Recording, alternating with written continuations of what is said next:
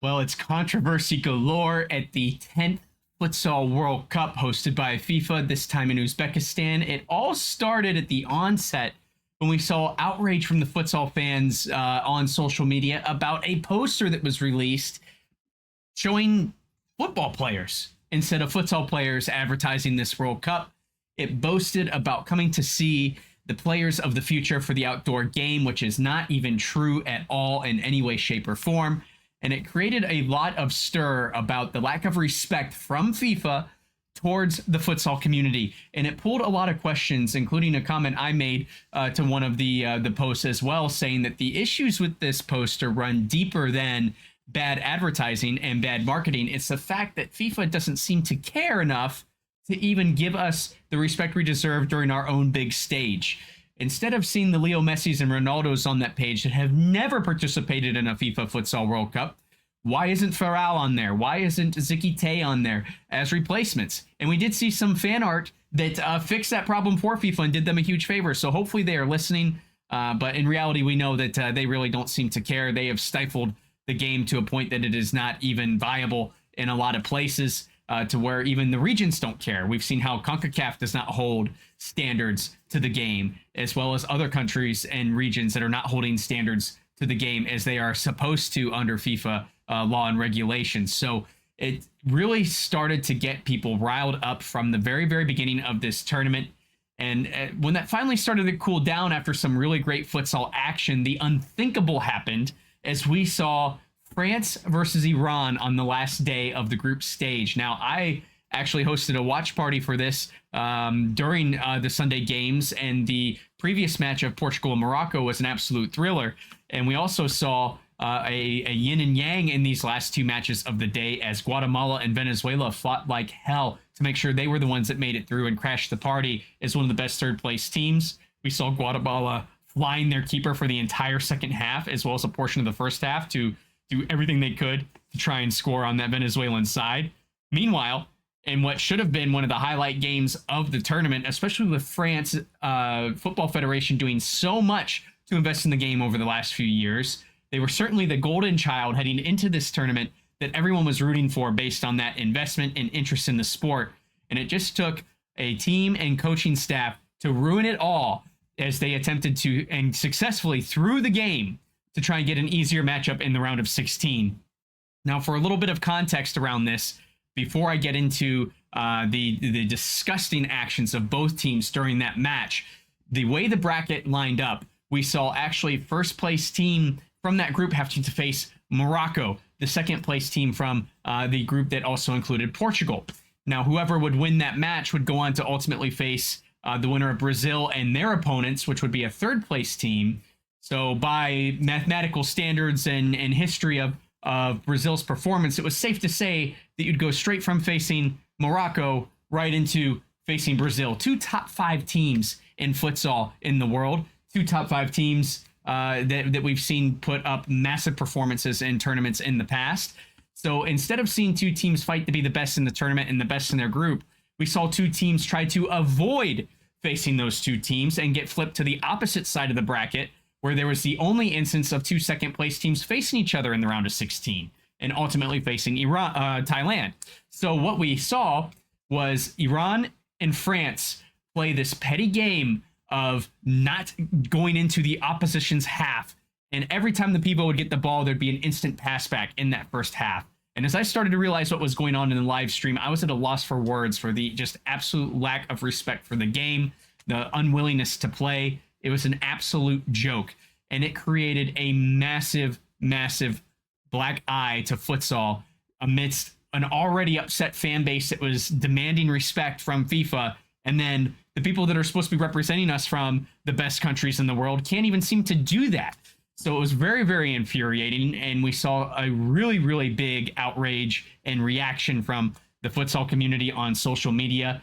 It was obvious collusion with second passbacks to goalkeepers to force indirect kicks for the opposition on their arc, and then those free kicks being taken wildly and not even being put on frame or hitting a defender, but just getting blasted out the back line. I will show some of those highlights as we talk about this, guys. But the worst part was when we saw an obvious gimme goal to start the second half from France. Iran finally decided to put, I hesitate to even call it a shot on goal. It was more like a pass straight at the goalkeeper for France. And instead of stepping on the ball or scooping it up, he pulled his legs together to avoid the ball and let it go in. No reaction from the French team, no effort afterwards to try and win the game back.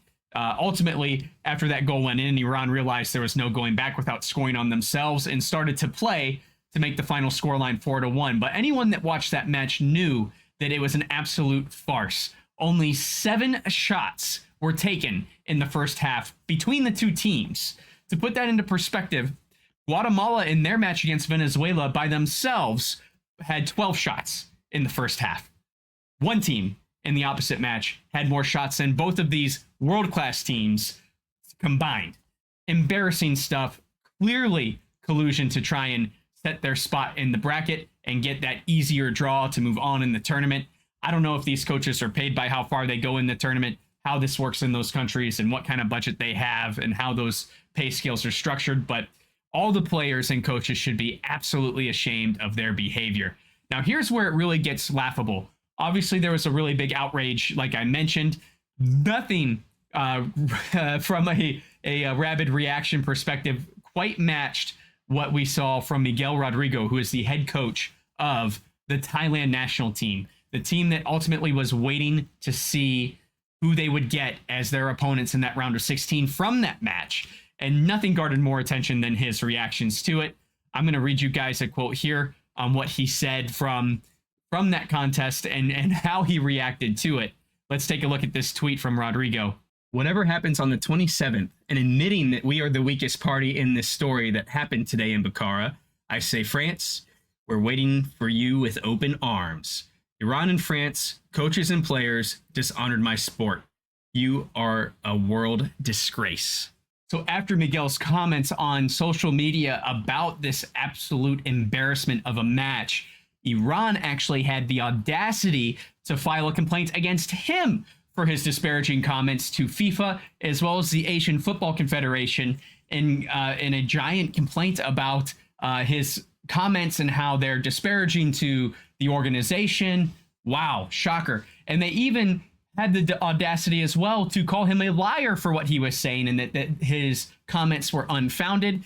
So Miguel, of course, came back with this quote.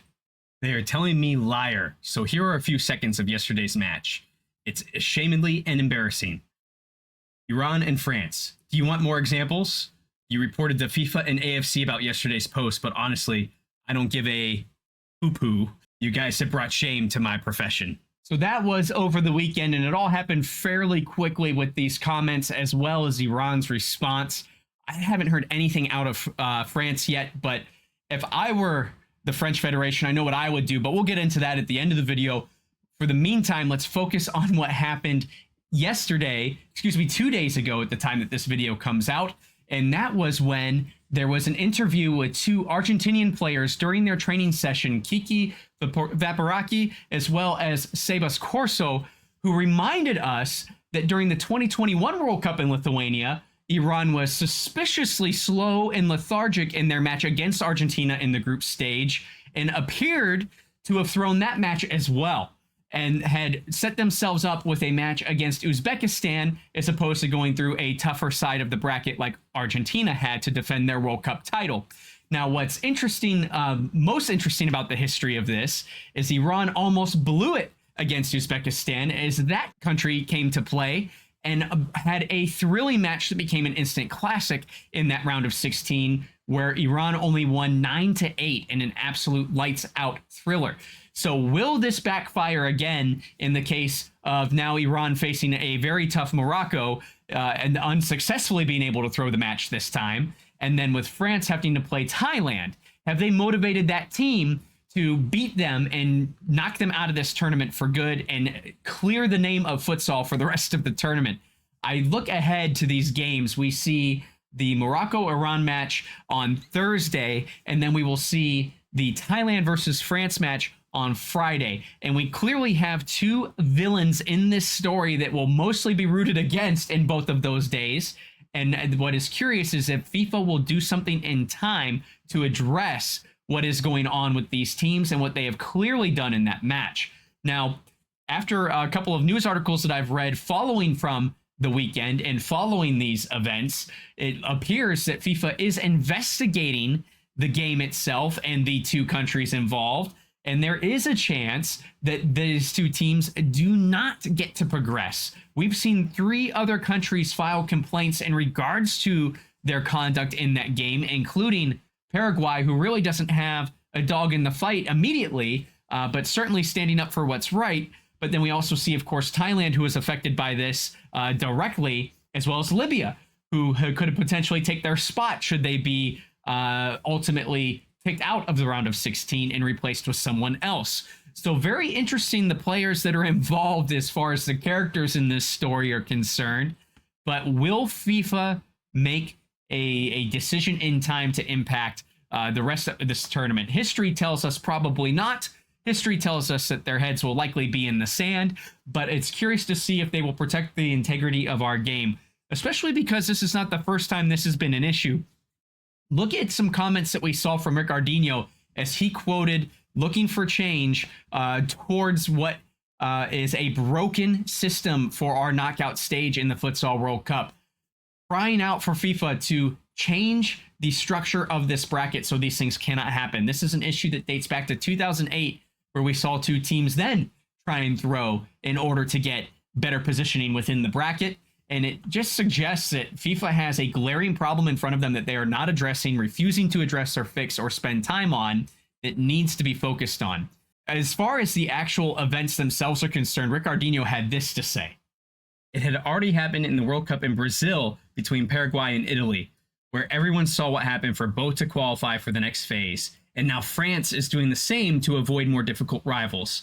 I don't know how long the athletes will agree to these things and when we will create a concept so that in the last round there will be more things like this. Futsal loses, sport loses. How sad. Ricardinho has been a great mentor to the sport during this World Cup. He's been vocal from the onset, from that poster that we talked about in the beginning of this video. He came out right away and had his stance on why we deserve more respect in the sport and how things need to change if we want to move forward. And he also has been doing reviews of the group games on his social media as well to talk about his opinions and do his part to try and bring a little more attention to the game and continue to use his very large platform in futsal to continue to funnel fans to the current stars. He is paying it forward to the future generations through and through, and I'm so glad to see him taking a stand on the things that have gone right and wrong during this World Cup. And it doesn't stop there, as we also see Falcao, a Brazilian legend of the game, looking to travel to Uzbekistan here in the coming days and discuss with Gianni Infantino about making futsal an Olympic sport as well and having them lobby harder for us in that pivotal moment that could get us into the Olympics and really change the course of the sport for us theoretically in a lot of ways. There are a lot of people in our world that think that getting into those Olympics will legitimize the sport for us and create a lot more opportunity. And hopefully this is something that actually happens for us and does create that opportunity. So with all these stars coming to the game in our defense, someone like a Miguel Rodrigo, who really is standing up for what he believes in as he is in his final chapter of his futsal coaching career, he will not be insulted on his way out the door. I'm curious what you guys think about everything that's transpired so far this year and what has been a very roller coaster ride, a very crazy roller coaster ride for us, as we started out with a lot of negativity, got to enjoy some great play, and then get punched in the gut with a federation that was supposedly fostering the sport, whose team, staff, and players, I think, are really who's at fault, and giving us a black eye now on what was a shining light on the game. For me personally, I think that the French Federation needs to get ahead of this immediately and make a statement condemning the actions of the team and doing something as far as some kind of self-punishment, like we've seen from the NCAA conferences when they run into trouble with their coaches and teams. They really need to do some damage control if they're serious about investing in futsal. This is absolutely undermining everything they've done over the last few years. It's 16 million euros that has a massive smudge and smear on the reputation now. Are all those kids that you invested into bringing into the game that are watching these countrymen represent their flag and their colors. Is this the image France wants for their newly invested futsal program? And for Iran, it appears to be business as usual, as this is not the first time they've done it. They are being very petty about how they're handling the situation and not taking it with grace, and they should be ashamed as well. Both teams have been absolutely shameful to me. I was completely embarrassed while I was doing the watch party to even talk about that game, and ended up flipping over to the Venezuela-Guatemala match, where we saw the polar opposite. Two teams playing with great pride, never say die attitude that went to the final whistle. And you could see the difference in the faces of the players. You know, the France versus Iran match ended in record time. I don't know what the producers at Fox Sports were panicking about as far as what to throw on with the extra minutes they had for the block for that broadcast, but they had a problem on their hands. And then, of course, flipping and enjoying the Guatemala match in its entirety, we saw them fight to the very death and run over on time because of so many stoppages, efforts, injuries from pushing themselves to their very limits. And we really got to see the true futsaling community versus a fake futsaling community within the Futsal World Cup. I also believe FIFA must address what's going on with these two teams prior to their matches on Thursday and Friday if they want to create any kind of legitimacy around our sport. A lot of the problems I believe are happening within futsal as far as a lack of care and a lack of fostering of our game is the fact that FIFA themselves don't seem to care to hold up the standards. This is a great opportunity for them to make a statement, prove they care, address the elephant in the room, and help us move forward. Help us get over this little bump in the road so we can move on to bigger and better things by fixing it early as opposed to letting it turn into a molehill. For me, a worst case scenario is either or both of these teams advancing to the quarterfinal after the stunt they pulled in the group stage. Hopefully both of them lose if FIFA doesn't make an effort to do something by this weekend. And I know I will be rooting against both countries for the foreseeable future and supporting the countries that are actually invested in futsal and give a damn about us as a futsaling community. Sound off on what you think in the comments below. And as always, don't forget to play with your soul.